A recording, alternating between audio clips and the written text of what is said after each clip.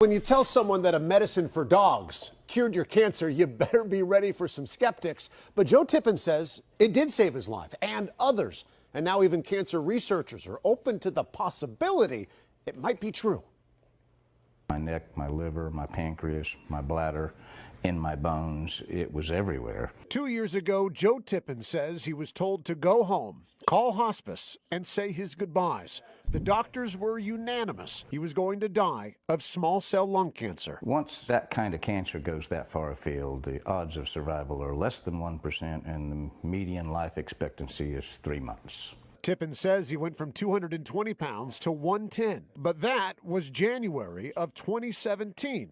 Today, Tippins is very much alive, and what he credits for his survival has doctors scratching their heads and the rest of us raising eyebrows. About half the people think I'm just crazy, and half the people want to know more and dig deeper. Tippin says he got a tip, not from a pharmacist, but a veterinarian. And in his desperation, he turned from people medicine to dog medicine, specifically fembendazole, or what you give a dog when it has worms. Truth is stranger than fiction, you know. Just 3 months later, Tippin says his cancer was gone. I'm usually skeptical, and I was, and maybe still am, about this one. But there's an interesting background to this. Cancer researchers like Stephen Prescott are skeptical, but they also are not dismissing this anti-parasitic's potential. He says Tippins is not the first person to potentially benefit, and maybe not the last.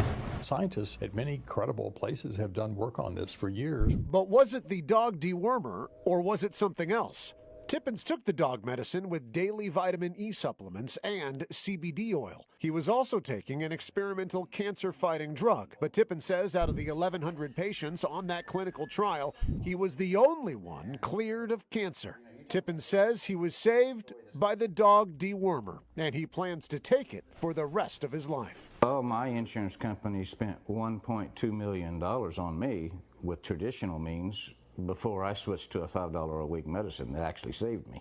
Prescott says he's now working with Tippins to organize a case study. We're going to do it and see if we can confirm that in a very rigorous or a clinical study sort of way that these patients had that kind of response. As for Tippins, I've got now over 40 success stories other than me.